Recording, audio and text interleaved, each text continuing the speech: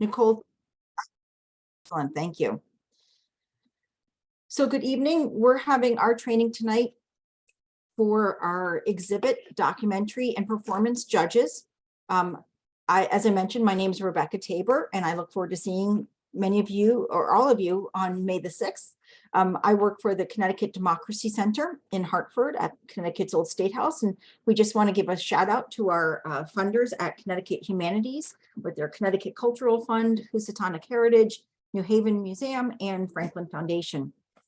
One of the reasons why we decided to do a Zoom training rather than StreamYard is that it's actually nice, first of all, to see each other, but also we want to, and Sue, you're probably going to get tapped to talk a little bit about your experience as a judge, because what we've tried to do, since so many folks are coming back from regionals, we're not going to repeat things for you to endlessly hear, as much as I know you probably were dying to hear that. But what we're going to try to do is really kind of cut to the chase, get to the point of judging on May the 6th, and also hear from some of our experienced judges about their experience. Let's see if my button will go. Thank you. So it's time to judge. Our students have, our participants have won at the regional level, and they are competing for a chance to go to the national contest. Students have had the opportunity to revise their projects for the state contest, and at the state contest, projects finishing in first, second, or third place receive medals, but only the top two finishers go to nationals. Third place serves as an alternate.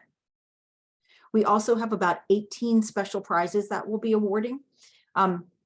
So we're not going to review everything that we've already discussed in training for the regional contests. But before judging, and the reason why we're doing this early is next week, you will be able to see you will be able to see the paperwork for the projects you'll be reviewing. So we wanted to do training beforehand so that you would be prepared to look at those materials. Before judging, excuse me, please make sure to review the NHD category specific rules handout. That's in the email I sent you with your category assignment. Please review the 2023 theme narrative sheet. Also look at the best practices for evaluation forms handout. And if you are judging for the first time this year, in other words, you did not hear my melodious voice earlier this season, please do look at the judge orientation slides, because that goes through the judging rubric and some of the terms that are used to help us all start from the same place. It's really important because that's also what the students have looked at. So here's your schedule for judging. Between now and April 25th, you should be reviewing your judging instructions and other category specific materials. Make contact with your judging team. Captains, if you can let me know if you haven't heard from someone's gone AWOL, please let me know about that. And team members, if you haven't heard from your captain, vice versa. We have a few teams that still have only 2 judges. We are still actively recruiting and hope to have plenty of judges, but we're getting there. Students in the 3 categories, we're discussing tonight, documentary, performance, and exhibit, will all be uploading their paperwork. In other words, their process paper and the annotated, bibliography on April the 24th. Please don't go ahead and look at it, because what we're going to do is we're going to double check that the kids have uploaded everything. So we will send you an email when it's okay to look at it. Here's the thing though. Unlike websites and papers whose students will be uploading completed projects, students in the 3 categories we're talking about this evening are still working. They have up until, well, heck, they have up until 7:55 on Saturday morning to keep working on their project. So they may bring paperwork that has changes from what you've looked at. And we've asked them to highlight that in a bright highlighter. The thing is though, that looking at the paperwork early will help you start getting familiar with the topics that they're studying. And so we've heard from regional level judges that they found it very helpful. But remember, it's a draft. It's probably a really good draft because they've had time since regionals to work on it, but there may be some changes. Please do not, though, fill out the online evaluation forms. You will be filling out paper copies on contest day, and I'm going to explain why we're doing it that way. But we won't print off any online evaluation forms. Do remember though, this is all kind of preliminary. You won't see the actual projects until May the 6th. And if you are having any trouble with getting into the ZFair system, email us at info@historydayct.org at any time. I want to just pause for a second and explain finals runoff rounds. Excuse me, because in the past, these have caused some confusion. Because we have 6 regional contests, most of the categories at the state contest have to have so many entries, they have to be divided into either a group A or a group B. So, and let me restate that. They have to be divided into 2 groups. So you have a group A and a group B. That's because I think if we gave you 14 exhibits to look at, I would be run out of town because that would be way too many. That would be too much to cover in a day. So the idea is that we have 2 groups and the top 2 entries from each of those groups will continue on to a second round on May the 6th. And that's called a finals round or a runoff round. We kind of use the terms interchangeably. It's in that last round where the final rankings are determined. Now we're going to ask all of you who are doing first round judging to rank all the projects that you're looking at. That's because we award special prizes and we need to know the rankings to award those prizes. But then those top 2 go and the finals judges start fresh and look at the 4 projects, determine the rankings. And if you can be a finals judge, we need you. And you can either judge in your own category, or if you want to try out something, let's say you're doing exhibits and think, oh, I'd love to see documentaries, you can change categories as well. So let's touch on evaluating the entries. Prior to the state contest, you will have a chance to look at the paperwork. You can check the title page for required information, read the process paper and bibliography, take notes to bring with you to the contest. It's really just so that you can kind of walk in the door a little bit better prepared for the projects you're going to see. Please do not, as I said, fill out the online evaluation form. On May the 6th, we're going to be at Central Connecticut State University.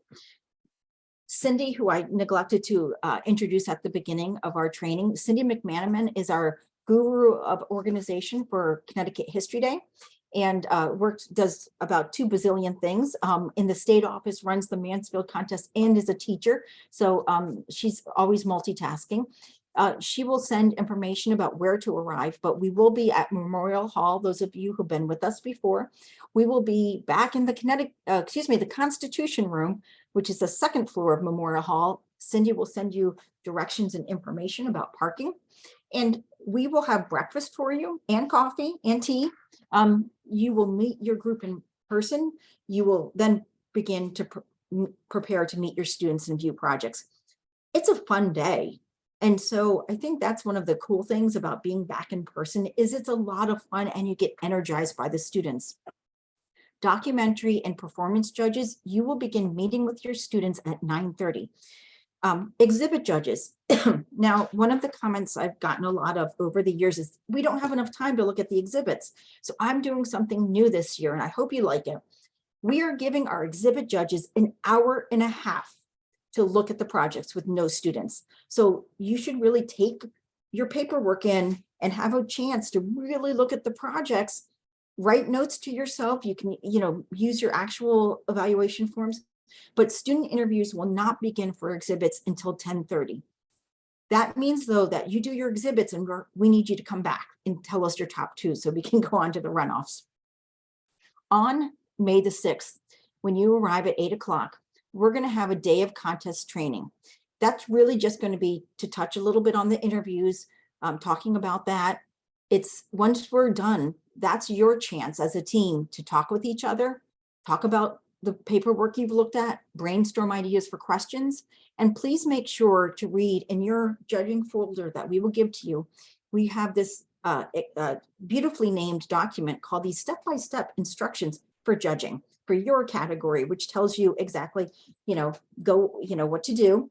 And your judging folder will also have blank evaluation forms, which will have the entry numbers of the projects you're looking at, rules for all the categories, and we'll highlight which one, the page that you need, and then a theme sheet. The team captain will have a ranking form. In the first round, so if you are in a group A or B, you will not have anything about special prizes. That's only for a finals group or a group that does not have a runoff. Excuse me. At the conclusion of the morning's training, which I hope will be finished by 8:45, please go to the exhibit hall to carefully review your projects.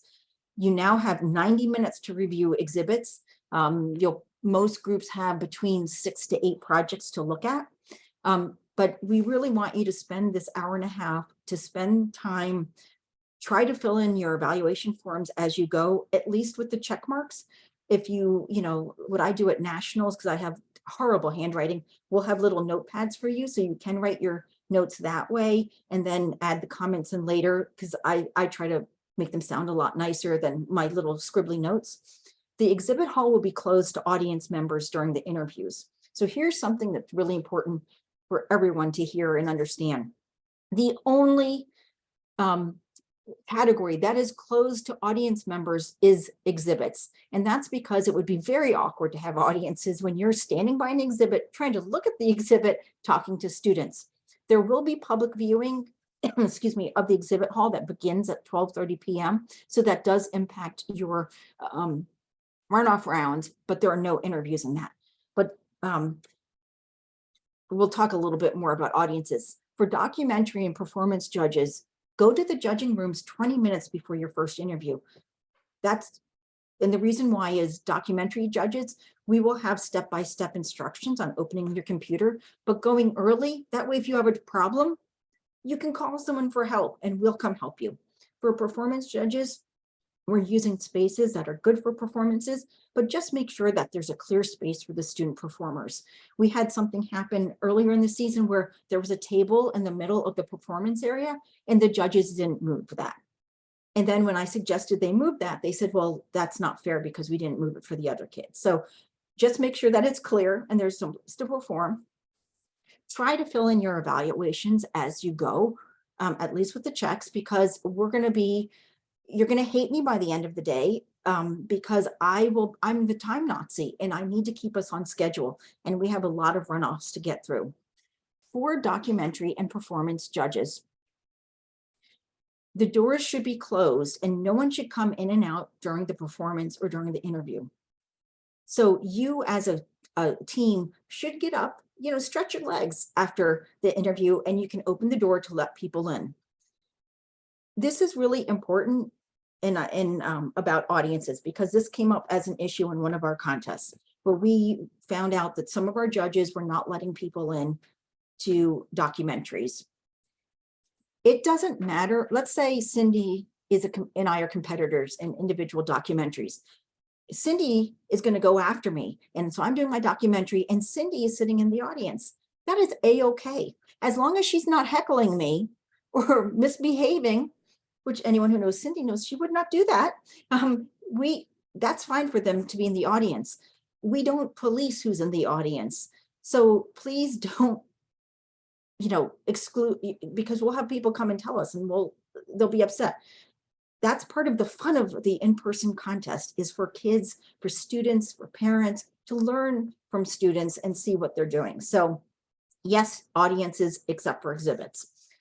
Here's something that's also really important. Unlike a time trial, unlike a race, we're not just timing something.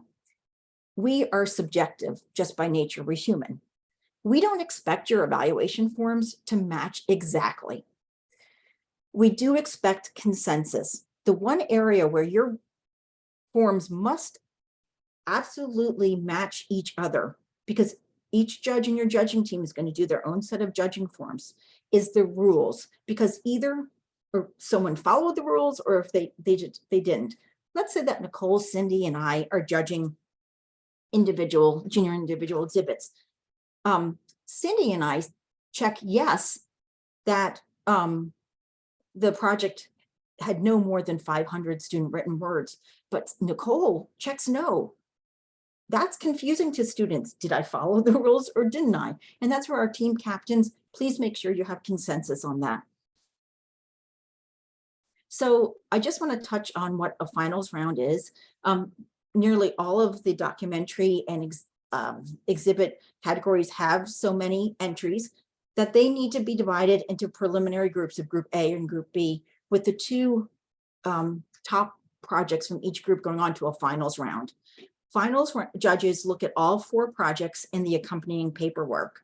There are no students present for exhibits, so the judges just go into the exhibit hall, look at the projects and leave, and they can look at the paperwork, back in the judging hall, or judging room rather. For documentaries, you do need the students there because you need them to play their documentary, but there are no interviews. The finals judges are the ones who determine the final rankings, 1 to 4, who goes to the national contest, and whether they want to recommend any special prizes for the 4th place finishers. Now, here's the thing. Someone asked me in the website paper training, well, does that mean you don't give special prizes to anyone who doesn't get to finals? No, that's not what we're saying. But those of you who have judged with us at regionals, we have these long lists of nominees that you've given to us that we're going to use to create lists to monitor those projects. But when you get to finals, if you have a 4th place project that you think, hey, this was super good, this is a great way to, it didn't make the top 3, but we want to recognize it. And look, here's a special prize that fits perfectly. Tell us, because that's going to make our lives easier to just give it to that prize. If you are willing to be a finals runoff round judge, complete your rank sheet and submit it to CHD staff upon return to the judges room. Complete the finals evaluation sheet, 1 per entry, and as I said, consider special prizes. On the day of the contest, and I'm looking at Sue and kind of chuckling because Sue knows this from years of experience with us. As soon as you finish your last interview, please return to the judges room. If you don't, we will come looking for you because we want to know where you are. The thing is, the judges room is a safe space. You can talk about anything. There are no students present. And, on the day of the contest, if you're like documentary or performance judges, you will feel the eyes boring into the back of your head because people are watching your every move.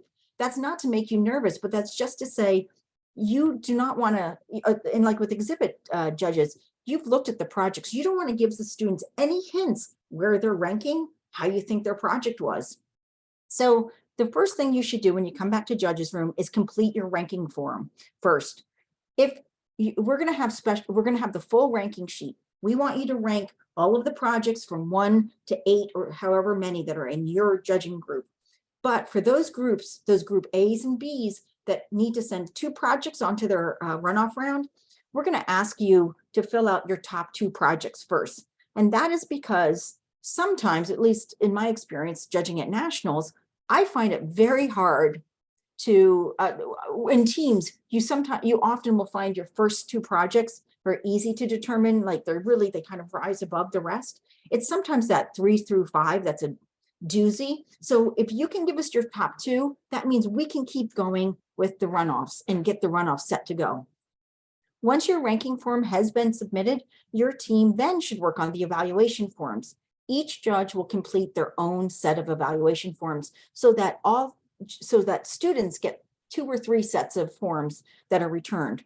Paperwork needs to be submitted by 3 o'clock, but you know what? You'll get on our list of all-time favorite judges if you can get it into us earlier. So for captains, the reason why we ask experienced judges to be captains is because they've been through this process before. Captains will guide your team through judging and staying on time, alert us if you have any problems, and help the team to come to consensus for rankings. With paperwork, it's really important, captains, that you make sure your team is in absolute agreement on the rules violations questions. And please read over comments from your team to make sure they're appropriate. The one thing that you don't get, I'm sorry, Sue, to have to tell you this, just because you're a team captain, you don't get an extra vote. I'm, sorry to tell you that. So with interviews are not judged. And so then the next question is, well, why do you do them? We'll talk about that in a second, but students should do the talking in the interviews. I will venture out into the interview. I will I will venture out into the contest. I don't want to see the judges doing all the talking. I want you to be asking questions of the judges, or of the students rather. These are interviews, not presentations. So if you have a student who starts breaking into a presentation, just gently stop them and say, thank you so much, but you know what, we have some questions for you. And it's okay to ask questions to clarify. Let's say you're looking at a source in the bibliography and you're wondering, well, why did they put them in primary, not secondary? It's okay to ask clarifying questions. Of course, as we talked about with our earlier training, we don't ask students where they are from or any other personal questions. And please, I know sometimes it's hard, but don't share ranking information with students. And just as a reminder, there are no interviews in the runoff rounds. Now, I am trying this year to not be redundant and not keep beating the dead horse. But a couple of things that are really important to remind you of. First of all, our 2023 theme is Frontiers in History, People, Places, Ideas. Let the students convince you. We use different themes every year because themes are a lens to view the past. So a really good project will have that theme woven into the entire project the whole way through. Students must consider historical significance and support their argument as it relates to the theme. However, students don't have to address people, places, and ideas. They're going to need to have at least one of those in there, but it doesn't have to be 50-50. It doesn't have to be 30-30-30. So lots of great topics. I've been looking at the entries, and I think you all are in for a super treat. I always feel like I've learned so much from contest. Just a reminder as well, we use judging rubrics. 80% is historical quality, so touching on things like the thesis, historical argument or claim, it's also called. The theme, how well does the project relate to the theme and interweave it into the whole project? Is there wide research, primary sources? Is historical context given? Are multiple perspectives given? Is it historically accurate? And what to me is one of the most important things, the significance in history, answering the so what question. We went over these terms in our earlier training, so I'm not going to redo them. If this is your first time judging this season, you'll see that in the slides that have been sent to you. 20% of the criteria is based on clarity of presentation. It's category specific, so it's going to be different for each category. And it also has the idea of student voice. As we talked about before, we do not expect a sixth grader to come up with a brand new historical theory that they're going to debut at the Connecticut State Contest. Maybe they will, but we're not expecting it. But what we do want is for students to say things in their own voice. In the past, we've had a lot of projects in which basically students would put quote marks around what a historian said, and we want them to say it in their own wording. Remember that we're doing two different things here. We're evaluating a project, so you're assessing how well it did against the criteria. Basically what you do is you put your blinders on, and as you're looking at a project, you choose the descriptor that is most accurate. So, so that's what you'll be doing. You don't think about the ranking until you've looked at all of the projects, and then you start ranking them against each other based on how they were evaluated. I don't think we can overemphasize the importance of written comments. Sue's shaking her head. She had 2 children who participated in History Day. And I will tell you, at the end of the awards ceremony, students will be running out to get their forms in order to to see what the judges said. It's really important that you support your decisions, provide details to support your selected check boxes. You want to give students specific and constructive feedback. Nothing is more frustrating for these young people than getting a vague, you did a great job. These students have worked for months, and the only takeaway from most of the kids, so, about 60 will go to the national contest, and we have 366 participating. So a small group are going to nationals. So the main takeaway for most of these kids is their paperwork. Tell students what they did well, what they can improve upon, and things to consider as they move forward. I do just want to mention, I've noticed a few folks coming in. I apologize for our tech issues. We are recording this and we will send it to you. So if you've just joined us, you can watch the whole thing and not miss a minute of it. All students need actionable, constructive feedback, not just the students at nationals going to nationals. When I talk about History Day, I never talk about it as a contest. I talk about it as an academic program. It should be a learning experience for every student.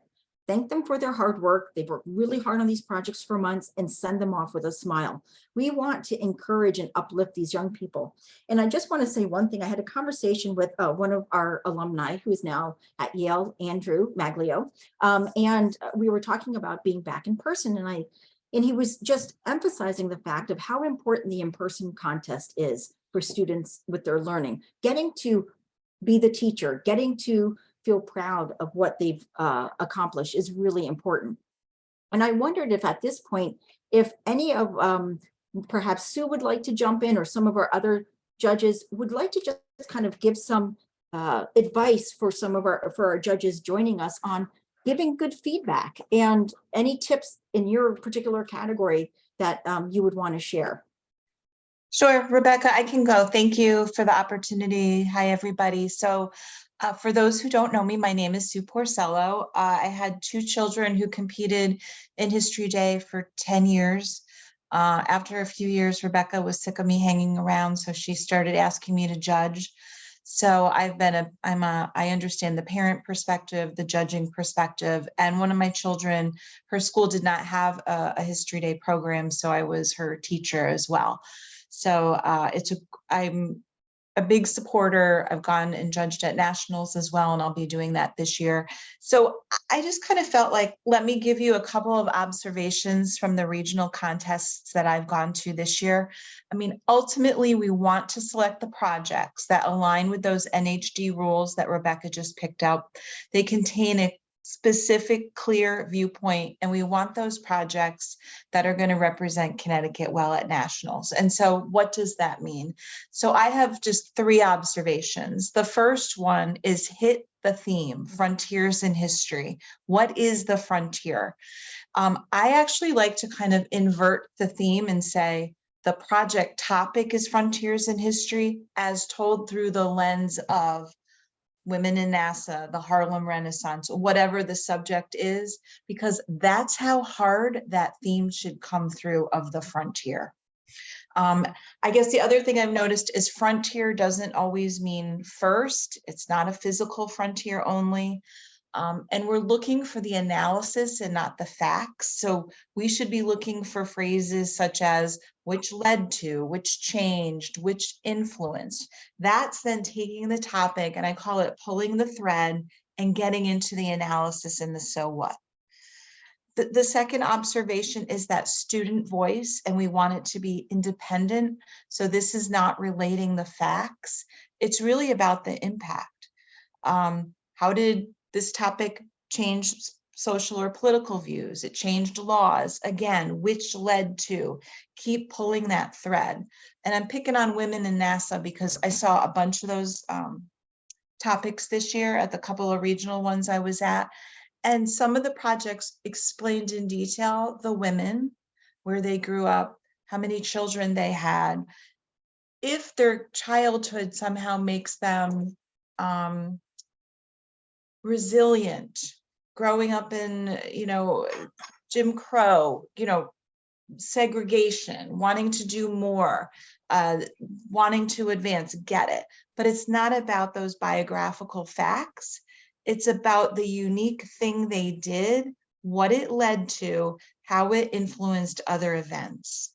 And the other piece that I saw is the award. Someone got an award, that's not a frontier. It doesn't mean that you're famous, doesn't mean that you're impactful. So just think about that analysis of the impact. And then Rebecca hit a lot on the importance of the written comments. And she covered a lot of it. I'll just say, I really like the additional discussion we had about the comments in the regional training this year. And my cat likes my voice. So when I'm talking, this is what happens. He'll go away, just ignore him. Be specific. What's a strength and why? What's an opportunity? Why? And the change a student should consider making. particularly for those runoff judges, you want those students to be prepared for nationals. There's nothing that's more exciting than when you're a runoff judge and you say, okay, guys, here's the strengths. Yep, you're going to nationals, but I'm going to give you like 10 comments. And it might seem like you're nitpicking, but as the parent, the judge, the teacher perspective, the kids love it. And there's nothing better than when they make those changes and you're giving them something to do to prepare for nationals. So, you see those dense exhibits and it's, hey, you have a lot of quotes that are duplicative. Here's 3 examples. Consider streamlining it so that your analysis shines through. Otherwise, your project is a bit dense and harder to read. So you told them, I noticed this. This is why you might want to change it because this is the impact it has on me as a judge. Harder to find all the good stuff. And I know you have all this analysis in here. The other area I saw at regionals was lots of pictures. So people will put, 20 little tiny pictures on an exhibit instead of maybe 4 really visually arresting ones. And you say, you know what, go for more impact, fewer images that convey what you're trying to get across. It takes the focus away. Otherwise, you're trying to read each picture and it takes the focus away from the heart of the project, which is really that independent analysis. And then to Rebecca's point, just phrase everything in a positive way. A lot of times I see kids that the analysis is there. They just need to pull it all together and just say, look, you've got it. You've got the stuff. Now you just have to put it together. They did the research. Their work is evident. Their knowledge is evident. They're positive. They've got energy. Thank them. Acknowledge their work. And then the only other thing I'll say about the comments too is if you're not specific, this is a research competition. You're trying to teach the kids and advance their thinking and learning. So if you don't give them the specifics, the kids don't understand why, what, how it's important. So just be specific. And those are my thoughts from the regionals, Rebecca. I don't know if that Yeah, helpful. no, thank you very much. That's really helpful. And, I will just say one thing about the rubrics, the judging rubrics, is be true to the descriptor. The rubric is the same rubric for a 6th grader or a 12th grader. Right. So with a 6th grader, they might not have the cognitive skills. And I'm not saying you can't do any exemplary. I'm not putting 6th graders down or in any way. But what I'm saying is that 6th grade, they might not be able to hit those exemplaries in like some of the high level thinking because they just haven't developed that far. But a 12th, so please be true to that. I know Liesel is with us and I'm going to pick on Liesel next because she too comes to History Day from a variety of perspectives, both, this is what happens when your children are alumni of History Day, that then we recruit you to judge. And I just wondered if you wanted to talk a little bit about, all the years of being with Lindsay, with performances, and if you wanted to just add anything to what Sue shared. No, I think Sue really did a lovely job in terms of what to work on in terms of the different type of comments. They are going to read each and every comment. They're going to pick apart each and every comment down to the words. Did it sound this way? What do you think this? It is pretty amazing. I think Lindsay, if I went upstairs and dug in her closet, I think we still have every single evaluation from when she did it. And truthfully, the thing that's important is that students know that what they're doing is important, and that even if they don't advance, they've still gained skills and knowledge that ultimately are going to help them. I think Sue could probably attest to this too. I mean, Lindsay probably would not be where she is today in terms of also public speaking. She's very comfortable with topics and speaking in front of others. And she wouldn't be where she is without National History Day. And, you both bring up something that I did want to mention, which is with interviews. The question, so interviews are not judged. And Right. so, then people ask, well, why do you have them? Again, thinking of History Day as an academic program, The idea is it does give judges a chance to interact with students. That's actually the fun part. That's what I always hear people, I read the surveys from judges saying that's the really fun part. So you get to be with young people who are excited about what they've done and empower them. And, but you know, it's a part of the learning and developing that public speaking. So when you're working on the evaluation forms, you don't reference the interview. Because if you say great interview, that's going to help continue the myth that interviews are judged. The Hey, only, Rebecca. Oh, yes. sorry. Oh, On that one, the only thing sometimes I do is I've had situations where the exhibit board has X on it, and the interview, you figure out these students have all of this other information. And sometimes I'll do a comment and say, well, you know what, Sue? I'm a little scared because you just read my mind because oh, I because exactly what I was going to say. The only Yeah. time I would say you reference the interview is if you were talking to, and because I've had this happen too, you're talking to the student, they had no analysis on their exhibit, but you're talking to them, and as they're talking, they're sharing, and you get that they've got the analysis. The only thing I would say is, you know, you showed in your interview that you understood analysis. Please make sure to include that on your project. that's right. And that's the only time, and I totally agree with you on that. That's where you want to shout out to the kids, hey, you got it. Make sure to share it on your project because we judge on the project alone. And but yeah, so that would be the only time, you know, that I would mention it. Because the other thing is you might have students like we don't know the students' backgrounds. We have students who are special learners, you know, that we have kids of all, which is wonderful. I think it's the great thing about History Day. It's a very embracing program. So we don't want to make it super scary for them with interviews. But yes, that's the only time that I would deviate from that and say, yes, do mention it.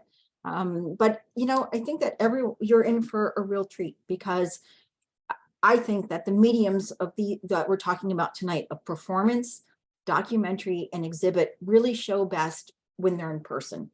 The energy of an audience for a performer, you know, documentaries, I know that when you're doing it virtually, you can watch it 10 times, but there's a lot to be gained from learning. And just, you know what, drink lots of coffee or tea or whatever caffeine that needs to keep you going for the day. And but it's a fun day. And I think the exhibits too really show best when they are in person.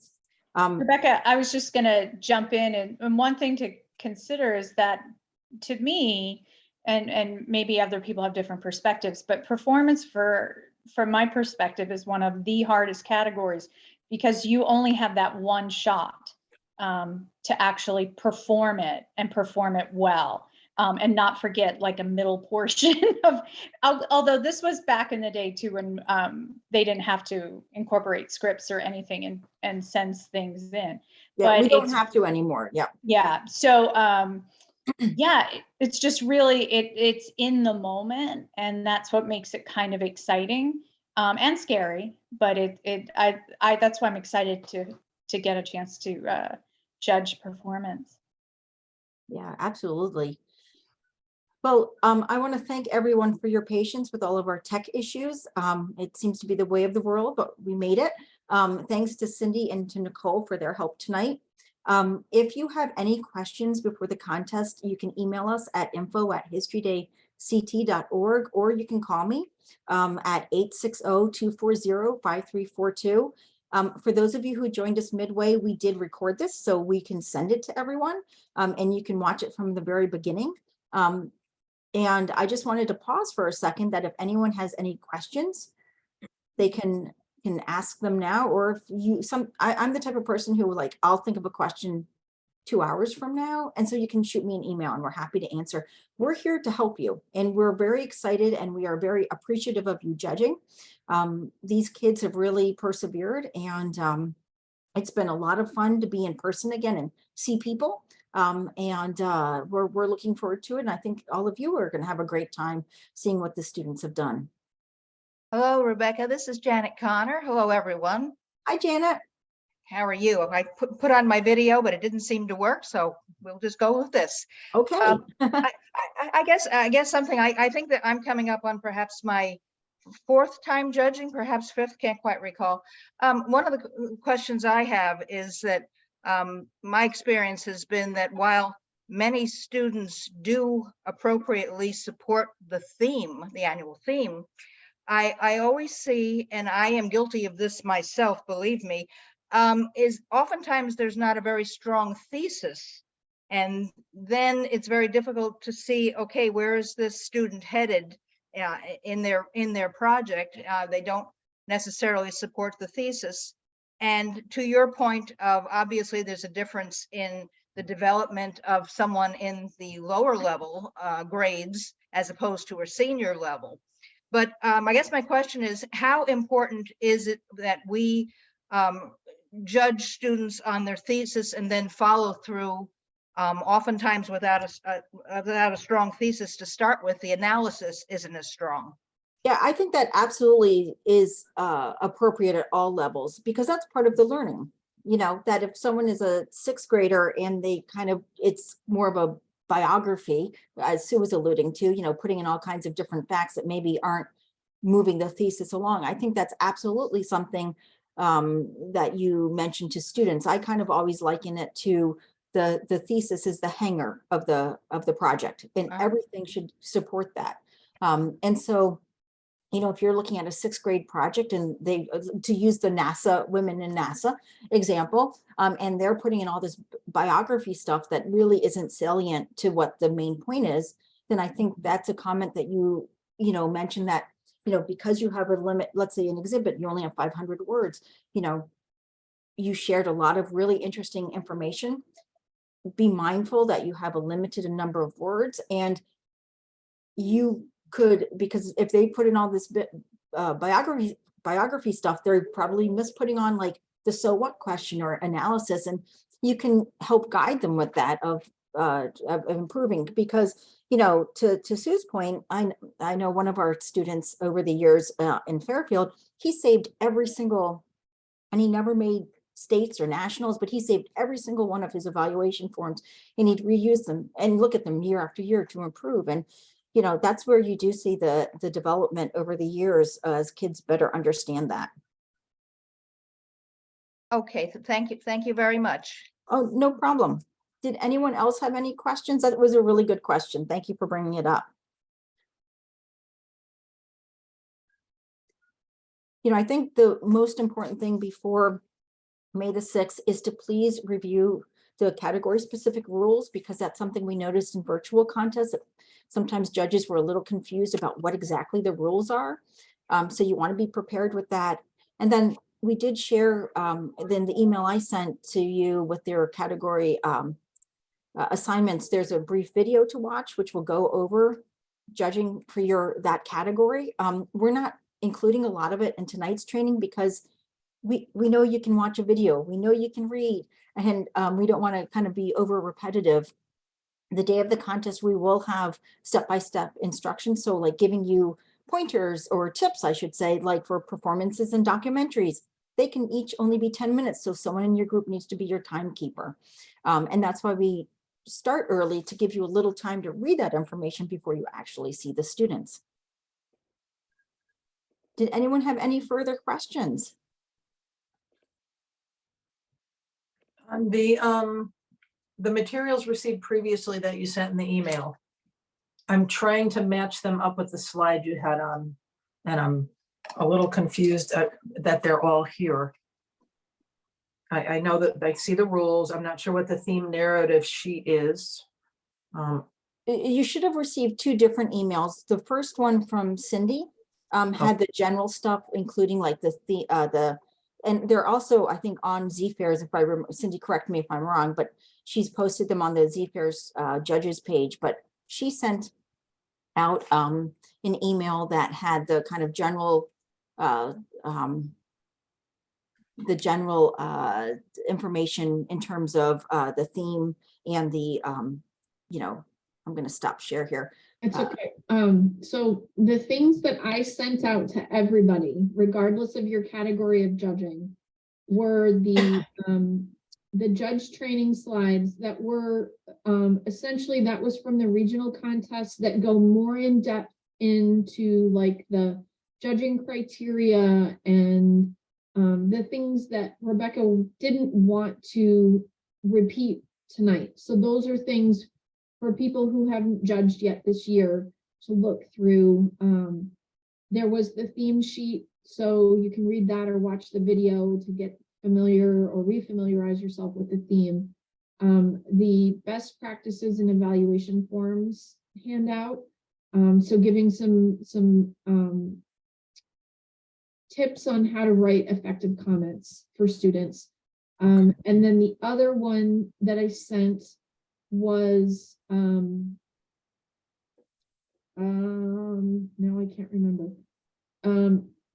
Theme sheet, best practices, slides, and the all category rules, because we figured it was best for everybody to have the rules at the beginning. Some of you maybe have decided to judge runoffs in a different category. So it gives you a chance to review the rules for more than one category. Those were, majority of people got that email before the judging assignments went out. So some of it may be redundant now, but the slides you were sent is not for tonight's presentation. Okay, I don't know that I have that. I'm looking through my emails and I only have. And then what I sent earlier this week with assignments was the video and the, yeah. So if you find you don't have that, that other email, we can always resend it to you. Just Okay, look, we can easily send it out. It's not a problem. okay, great, because I don't see it. Okay, I can send it to you right now, Catherine. Okay, thank you. Do we have any other questions? Well, Liesl and Sue, I want to thank you for jumping in. It's really good to have longtime judges, and, well, judges, parents, supporters to jump in. I want to thank everyone for joining us tonight and for your patience with all our tech issues. Looking forward to seeing everyone on Saturday, May the 6th, which is also Coronation Day. For those of you who know me, you know I will be looking at my phone to see what's going on in the UK. But thank you all for joining us and have a great evening. We'll see you in just over 2 weeks. Take care, Thank everybody. you. Have a good night. Thank you.